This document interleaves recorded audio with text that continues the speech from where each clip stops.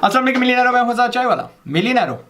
मैं आपको 6 money traps, खड्डे बताने वाला हूं। पाकिस्तानी बच्चे इन द 20s जिनमें गिर जाते हैं एंड ज़रूरी नहीं कि आप उनमें गिर जाएं, ठीक है।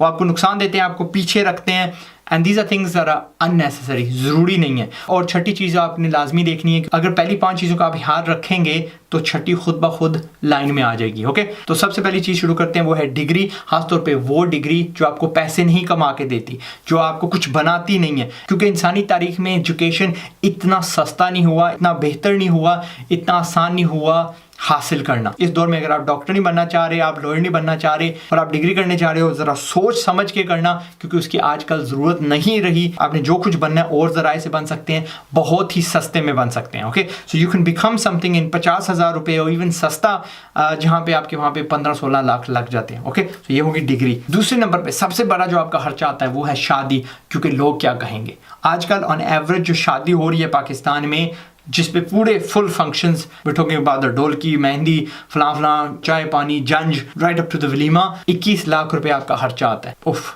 सीरियसली आपको पता है मैं 21 लाख रुपए से क्या कर सकता हूँ, या कोई भी सियाना बंदा 21 लाख रुपए से क्या कुछ नहीं कर सकता। इफ योर अदर हाफ, जो पोटेंशली आपकी वाइफ है या हस्बैंड है, इस बात पे नहीं आमादा होते that you need to have a very simple सी वेडिंग, आई वुड से कि रिकन्सिडर कर लीजिए कि इस बंदे से शादी करनी चाहिए कि नहीं। क्योंकि अगर ये शादी जो इतना बड़ा खर्चा है इस पे नहीं राजी हो रहे, तो बाद में ये क्या करेंगे, ये आपको फाइनेंशियली तबाह कर देंगे, स्पेशली अगर आप एंटरप्रेन्योर हैं। एक दिन में या चंद दिन में हम इतना कुछ उड़ा देते हैं जो हमें अक्सर सालों लग जाते हैं, या तो इकट्ठे करते हुए, जमा करते हुए, या इसका कर्ज किस्तें उतारते हुए। लिहाजा शादी आपकी बहुत सादगी से होनी चाहिए। मेरी शादी शाम को हुई थी, चंद घंटों की थी, 2 लाख रुपए सिर्फ उस पर खर्च आया था। 15 साल हो चुके हैं। मुझे मजाक में एक ताना मिला था और उसके अलावा ना मैंने सुनी, ना मैं किसी की सुनना चाहता हूँ। सो लोग क्या कहेंगे, हु ब्लडी कैज़। आपके माँ बाप की हलाल की कमाई है, मुश्किल की कमाई है, या आप उधार उठा लेते हैं तो बाद में आपको मकानी पड़ेगी। और खासतौर पर कितना बड़ा बोझ है उस बंदे के सर पे जिसकी बहुत ज्यादा औलाद है, खासतौर पर गर्ल्स। मैं नहीं चाहूंगा कि मेरी वजह से, और आपको भी नहीं चाहना चाहिए कि आपकी वजह से किसी पे बोझ पड़े, बल्कि उल्टा करें।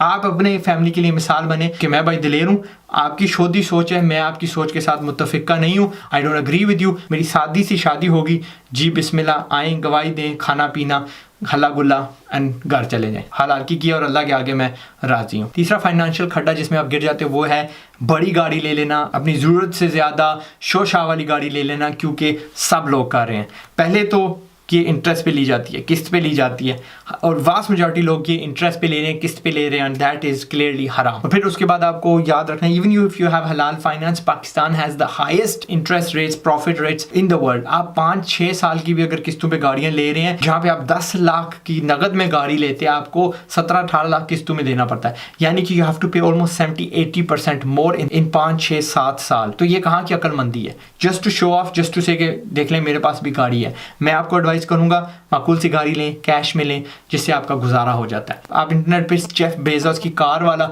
वीडियो देखें, आप देखेंगे बंदे के पास 6 बिलियन है, माकूल सी पुरानी सी, शायद वो वॉल्वो गाड़ी चला रहा है। He doesn't care। मेरे पास भी कोई खास शोशा वाली गाड़ी नहीं है, ना मैंने रखी है। यस, कभी कभार बिजनेस में जरूरत पड़ती है उस काम के लिए, लेकिन रोजमर्रा की जो मैं कार इस्तेमाल करता हूँ, इससे सैंगयोंग कोरिया की अननोन सी ब्रांड है, and I don't really care. और अगर इस पोजीशन में जिस जगह मैं हूँ, मैं अफोर्ड कर भी सकता हूँ, मैं नगद में कार ले सकता हूँ अगर मुझे जरूरत पड़े, बट मेरी मर्जी, मैं कम नहीं हो जाऊंगी, मेरी इज्जत गिरनी जाएगी if I drive a normal car. ठीक है, समझ आ गई। अब चौथी चीज पे चलते हैं। चौथी चीज है, पाकिस्तान में नया एक रवाज सा शुरू हो गया है, फैशनेबल हो गया, to get credit cards and personal loans. आपको फर्स्ट ऑफ ऑल पता होना चाहिए कि क्रेडिट कार्ड पे compare to any other financial product सबसे ज्यादा इंटरेस्ट लगती है। We talking about 39, 40, 50% annually. ये ऐसा ट्रैप, ऐसा खड्डा है जो थोड़ा डिले के बाद आता है, क्योंकि पहले शुरू में तो आपको इंटरेस्ट फ्री देते हैं, मतलब यानी कोई नहीं यार, at the end of the month salary आएगी, मैं पे कर दूंगा, या बेशक पर्सनल लोन क्यों नहीं ले लेते। व्हाट आई सीन इज ऐसे बंदे जो अब सिर्फ इंटरेस्ट बामुश्किल दे सकते हैं, सिर्फ सूद उस पर दे सकते हैं, ओरिजिनल अमाउंट वहाँ की वहीं है, और कई सालों से ऐसा जा रहा है सिलसिला। उनको ये भी नहीं पता कि यार बैंकरप्ट किस तरह होते हैं, इसको अपने गले से किस तरह उतारनी है, और उनको बड़ा पछतावा है कि इतनी बड़ी आफत मैंने सर पे कैसे ले ली। लिहाजा मैं नहीं चाहता कि आप भी उस पोजीशन में हो, ना आपने क्रेडिट कार्ड लेना है, ना आपने पर्सनल लोन लेना है जितनी आपकी चादर है, बल्कि मैं कहूँगा उससे भी कम फैलाएं। I want you to start saving money on the side for rainy day, मुश्किल दिन, मुश्किल वक्त इंशाल्लाह आपके पास थोड़ी सी सेविंग होनी चाहिए लाजमन। पांचवा ट्रैप ये है कि पाकिस्तान में शॉपिंग एक हॉबी सी बन चुकी है। हॉबी का मतलब शौक, जहाँ शौक का कोई मुल नहीं, राइट, शौक सा बन चुका है। कंज्यूमरिज्म पाकिस्तान में आ चुकी है। हमने वो चीज़ें लेने शुरू कर दी हैं जिनकी हमें ज़रूरत नहीं है, हम इस्तेमाल नहीं करते और ख़ास तौर पर हम अफोर्ड नहीं कर सकते। लेकिन हमारे पास क्रेडिट कार्ड है ना, कोई नहीं यार सैलरी वाले दिन उतार देंगे। तो आप देख लें चौथे वाला जो क्रेडिट कार्ड पर्सनल लोन अब इसमें आ रहा है। हम चीज़ें ख़रीदने हैं that we can not afford, ना हमें उनकी ज़रूरत है। इसकी वजह मेनली ये है कि हम बोर हो रहे हैं और बोर जब हम हो जाते हैं कहते हैं लेट्स गो शॉपिंग, आए मॉल चलें। और मॉल्स हम क्यों जा रहे हैं? बिकॉज हम कॉन्स्टेंटली एज पाकिस्तानीज गाँव से मूव हो रहे हैं सिटीज़ में। 63% हमारी पॉपुलेशन सिटीज़ में मूव हो चुकी है। हर साल 1% मज़ीद मूव होती है। हमारे पास असली रिश्तेदार सगे जो सर्कल है हमारा नहीं होता। हम अकेले अकेले ज़िंदगी गुजारे होते हैं और दिल बहलाने के लिए because we need human interaction हम कहते हैं मॉल चलें। जब हम मॉल चले जाते हैं, मॉल तो यार बने ही इसलिए होते हैं टू एक्चुअली इंट्रैप यू, आपको बेचने के लिए होते हैं। आप फर्ज करिए शॉपिंग ना भी ना करें, कम से कम आप ये जरूर करेंगे यार फूड कोर्ट जाके खाना तो बनता है, ठीक है। And when you go there again आप फजूल में पैसे खर्च रहे हैं। यस, मैं इसके खिलाफ नहीं हूँ कि आप कभी कभार बाहर जाके खाना खाएं, once a month, twice a month। खासतौर पे पाकिस्तान में हलाल होता है, हमारे नहीं होता यहाँ पे। 2 महीने के बाद एक बार हम किसी और शहर में जाके आउटिंग कर लेंगे, खा लेंगे। चलो पाकिस्तान में आप थोड़ी ज़्यादा आउटिंग्स कर लो, लेकिन उसकी भी हद होती है। सो शॉपिंग पे आपने गौर करना, क्योंकि आजकल हर बंदे की पॉकेट में फेसबुक मार्केट प्लेस है, अली एक्सप्रेस है, दराज है, ठक बटन दबाया कार्ड उस पर वैसे ही है, चीज़ आ जाएगी। सो मोमेंटरली हमें वो थोड़ी हाइप सी मिलती है, हाँ मैंने ये चीज़ खरीद ली, लेकिन इट डजंट लास्ट लॉन्ग। और लॉन्ग टर्म ये होता है कि हमारे पास सेविंग्स नहीं होती। तो ये थे पहले 5 ट्रैप्स जिन पे मैंने कहा अगर आप काबू पा लेंगे तो छठे वाला आसान हो जाएगा। छठे वाला ये है कि आप अपनी जवानी में मकान नहीं लेते, मकान बनाते नहीं है। मकान बनाना वुड बी बेटर देन मकान खरीदना, क्योंकि उसमें आपकी थोड़ी बहुत ही बचत हो जाती है। आपको पता होना चाहिए कि दुनिया की पॉपुलेशन बड़ी तेज़ी से ग्रो कर रही है। अगले 25-30 साल में पाकिस्तान की पॉपुलेशन 50% ग्रो करेगी। अभी 200 मिलियन समथिंग है, उस वक्त 300 मिलियन को तजावज़ कर जाएगी। दैट मीन्स कि आपके शहर में 50% से ज़ाहिद बंदे होंगे।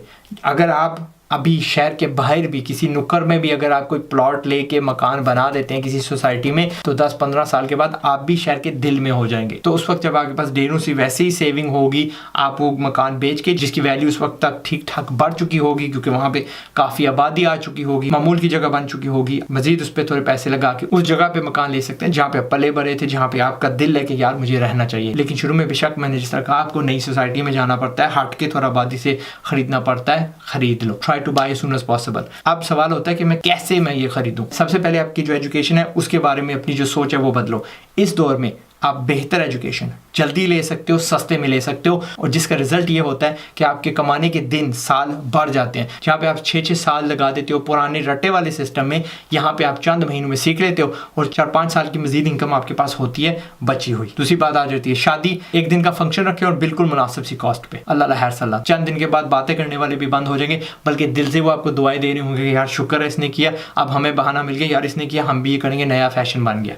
ठीक है, सो दैट्स नंबर 2। तीसरा, मुनासिब सी गाड़ी लें जो आप अफोर्ड कर सकते हैं कैश में। चौथा, आपने कतई उधार नहीं लेना किसी से भी। पांचवा, आपने बाहर एक्सेसिवली खाना नहीं है, ज़्यादा मॉल्स में नहीं जाना, शॉपिंग पे काबू रखना है, रिश्तेदारों के करीब रहना है, आपके पास रियल फ्रेंड्स होंगे, रियल कंपनी होगी। आपका जहन अगर मजीद कोई चीज़ चाहेगा तो गेट अ रियल हॉबी, ऐसी हॉबी जिस पे बार बार पैसे नहीं खर्चने पड़ते। मे भी आपको ज़्यादा जहनी बनाती है, मे भी आपको ज़्यादा टैलेंटेड बनाती है, मे भी आपको फिट रखती है, लेकिन ओवरऑल आपका जो गोल होना चाहिए वो ये है कि पैसे बचाने हैं, सेविंग करनी है। ये मैं नहीं कह रहा कि आप कंजूस बन जाए, but take the middle path इंशाल्लाह। ठीक है मिलियनेरो, ये हर्ब इस्तेमाल करने से जो छठी चीज़ है वो यानी कि आप अपनी 20s में आप मकान खरीद लेंगे। 21 साल का था जब मैंने अपना पहला मकान लिया था अल्हम्दुलिल्लाह।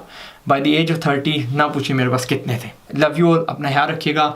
जितनी भी चीज़ें मैंने यहाँ पे कही हैं ना, ये अगर आप गौर करें, इट्स गोइंग अवे फ्रॉम दस्तूर। जो बाकी कर रहे हैं उससे आप हट के सोचिए, हट के कुछ करें, तो then you will get this result इंशाल्लाह। That's it. लगे रहो मेरे बबल शेयर मिलियनेरो। इंशाल्लाह आप मेरा बूथ फिर से देखेंगे in another video. Till then अपना ख्याल रखिएगा। अस्सलाम वालेकुम एंड पाकिस्तान जिंदाबाद। Ta-da!